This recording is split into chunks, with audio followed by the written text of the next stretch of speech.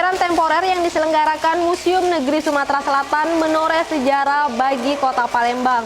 Sudah 2 kali pameran temporer, 2 Sultan Palembang ikut berpartisipasi dalam kegiatan tersebut.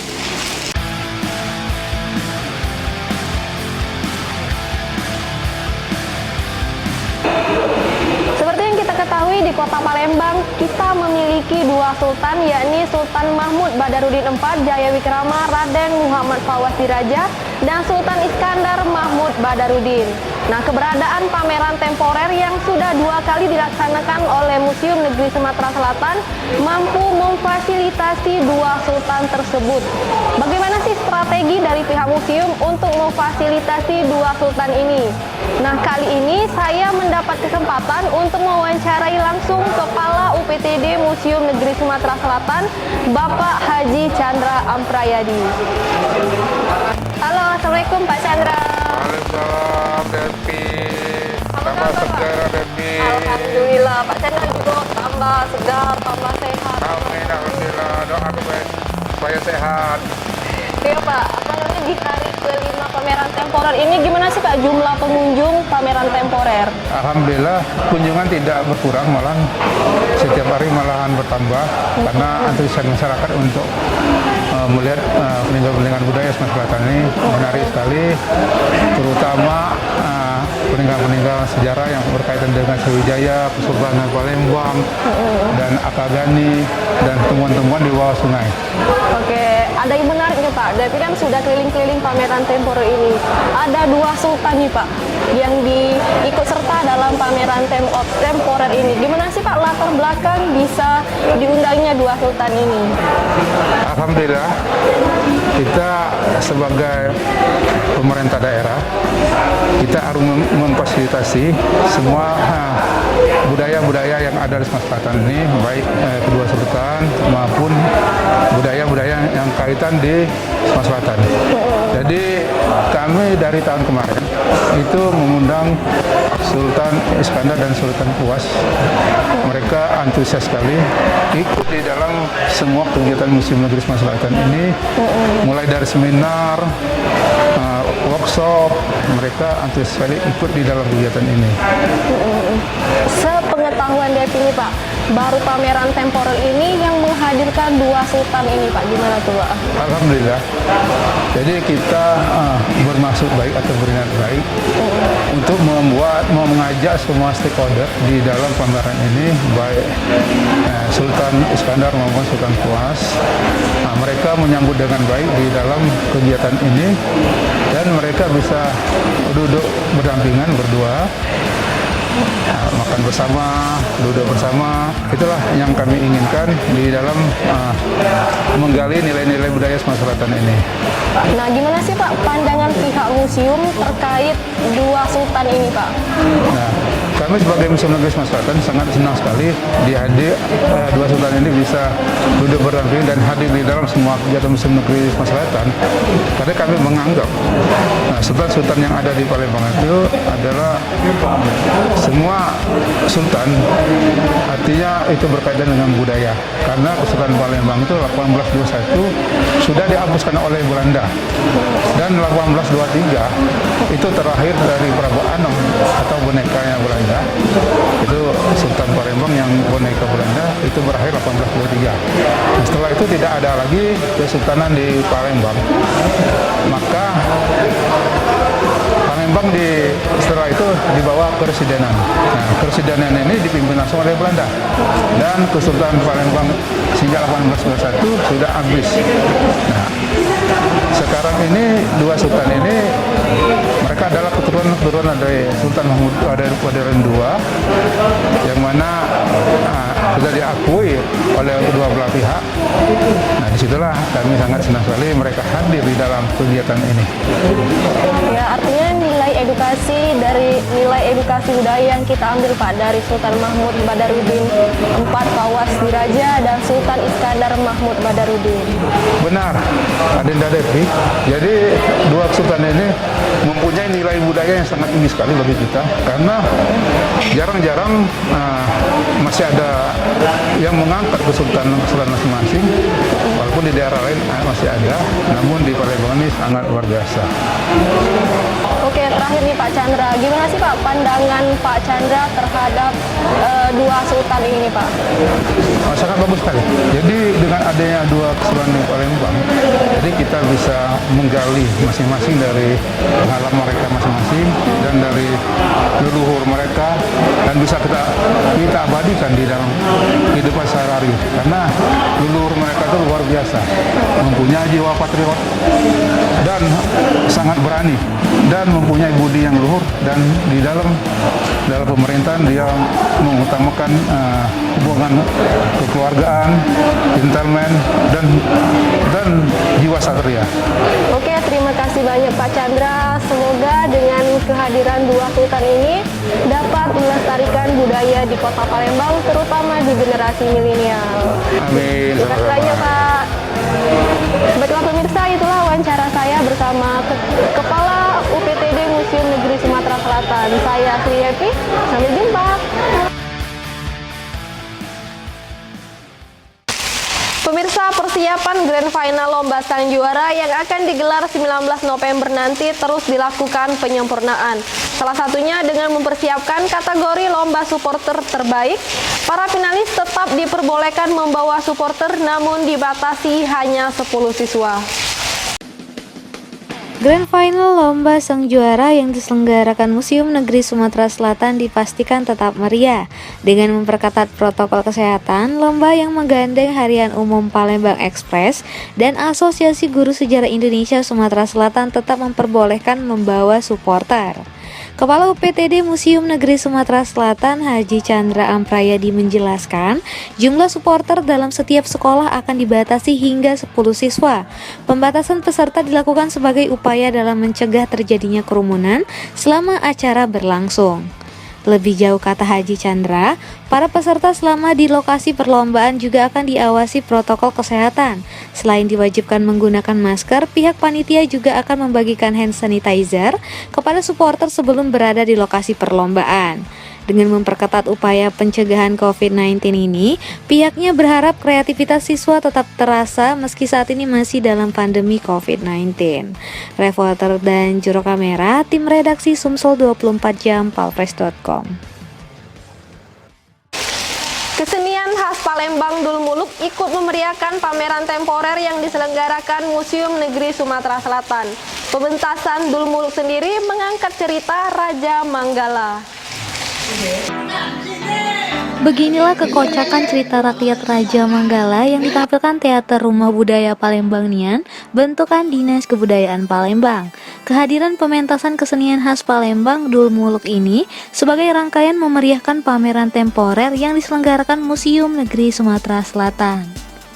Ketua Panitia Pelaksana Mary Hamraini mengatakan, pementasan Dul Muluk merupakan bagian dari rangkaian kegiatan pameran bersama Museum Negeri Sumatera Selatan yang sudah berlangsung sejak 10 November kemarin. Pagelaran Dul Muluk ini adalah salah satu suatu kesenian tradisional ya Sumatera Selatan yang sudah hampir punah. Jadi terutama di sini generasi milenial sama sekali kebanyakan itu pada umumnya saya bilang gitu ya, itu banyak tidak mengenal apa itu Dul Muluk. Nah ini alhamdulillah syukur dengan peserta pengunjung museum yang terdiri dari anak-anak sekolah ya, dari SMP, SMA, sederajat, kemudian masyarakat umum juga termasuk para mahasiswa. Ini mereka juga sambil melihat bagaimana itu kesenian tradisional Dul Muluk. Jadi kita berupaya kita terus melestarikannya. Sementara itu, sutradara pementasan Dul Muluk Kamsul A. Harla mengatakan, pementasan berjudul Raja Manggala dimainkan sedikitnya 25 orang termasuk pemain musik. Dia menjelaskan sebagian besar merupakan anak-anak muda yang merupakan pelajar dan mahasiswa. Sebagian dari mereka bahkan baru pertama kali itu tampil di panggung. Kesulitan untuk pemain sebab kalau dari seni peran sesungguhnya peran yang sangat penting itu justru yang lanang jadi betina, bukan banci. Nah ini yang sulit carinya. Jadi keaktoran di sini yang dituntut. Kalau kita cari banci kan gampang. Tapi tidak, ini seorang laki-laki yang mampu berperan jadi itu yang asli teater Dulmuluk. Nah ini memang kesulitan seperti ini yang dihadapi teater Dulmuluk ke depan itu kalau kita memang mau mengangkat yang seni tradisional teater Dulmuluk ini yang asli kan. Reporter Citra Utama, juru kamera Al-Hadi Parit, palpres.com.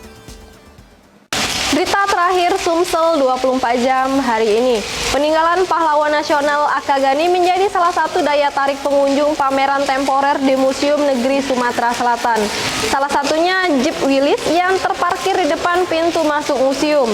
Selain Jeep, ada juga sejumlah peninggalan Gubernur Sumatera Selatan pertama ini yang dikemas dalam kenangan Akagani dalam pameran temporer. Hai pemirsa Sumsel 24 jam, sekarang di belakang saya sudah banyak mobil Jeep dan cukup uniknya ada mobil Jeep peninggalan Dr. Akagani. Penasaran kan? Yuk kita tanyain. Selamat siang Bu Yanti. Selamat siang. Apa kabar Bu? Baik, sayang. Mau tanya nih Bu, boleh nggak Bu ceritain sejarah Bapak Akagani sama mobil ini Bu? Oh ya, mobil ini adalah sejarah yang memang paling sangat yang beliau cintai ya, karena dengan mobil ini beliau bergerilya dari Lampung, Bengkulu, Curup, Linggau sampai ke Palembang.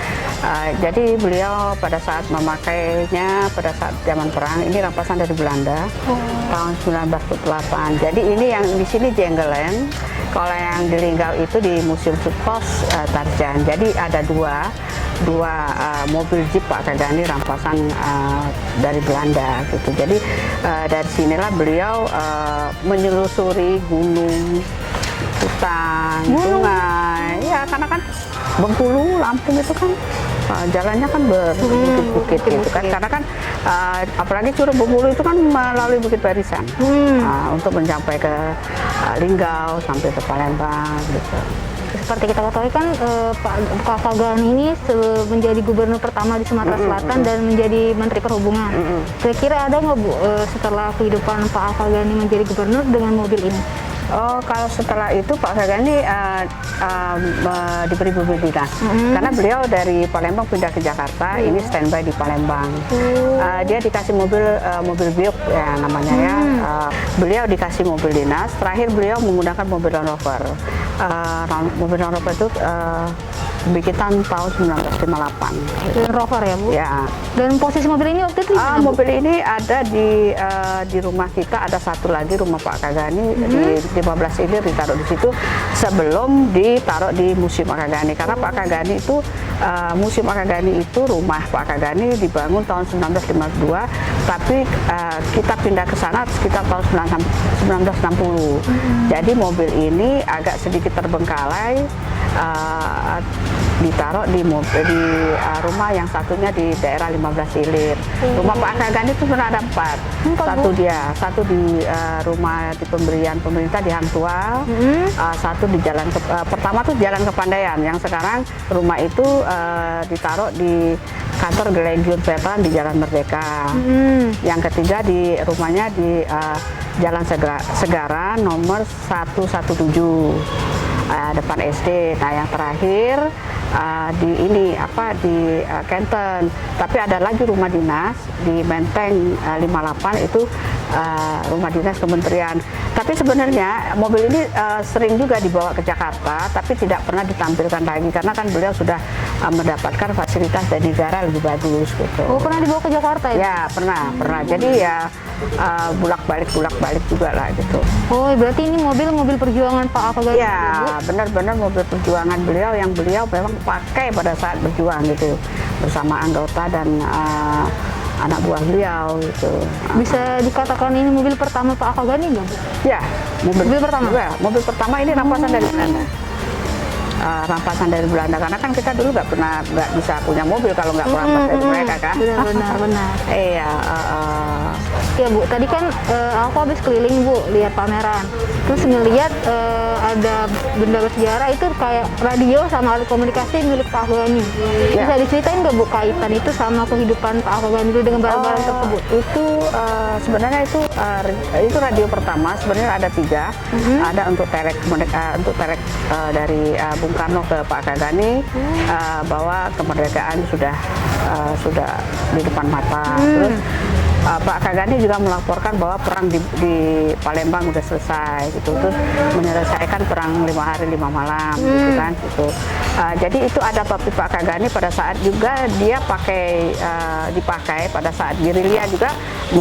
Jadi Pak Akagani itu naik sepeda ontel juga. Sepeda Bu? Ya, dia naik kuda. Dia naik kuda. Jadi jadi kendaraan beliau itu ya itu yang alami ya. Cuman yang ini aja yang mesin ya gitu, yang mobil gitu, karena ini memang rampasan. Nah, kalau kuda sama sepeda ontel itu memang masyarakat Bengkulu yang mengasih, yang memberikan kepada Pak Akagani untuk mengendarai. Misalnya ini ada mogok gitu atau habis bensin atau apa, dilanjutkan dengan berkuda. Setelah berkuda capek, dilanjutkan dengan sepeda. Gitu. Jadi sepeda ontel itu juga bisa menjalani juga beberapa daratan gitu ya, yang bisa beliau bisa juga sungai juga dari sepeda ontel, karena kan sepeda itu kan zaman dulu kan asli ya. Sepeda lewat di sungai Bu? Ya bisa. Jadi dengan satu senjata pedang, sambil dia jalan sambil motong-potong pohon, rumput yang untuk membuat jalan gitu. Jadi memang sambil nyupir anggotanya Pak Akagani sambil nebang-nebang pohon gitu. Hebat sekali ya Bu. Ya benar. Oke, terima kasih Bu udah kasih tahu tentang kehidupan Pak Akagani secara Sama-sama. secara intensif pribadi Ya, juga Bu. Saya ucapkan terima kasih. Terima kasih. Mobil Jeep dengan penuh nilai sejarah ini sudah direstorasi oleh komunitas Jeep Pariwisata Palembang dengan tidak mengubah nilai bentuk aslinya. Saya Adel Nasution, sampai jumpa.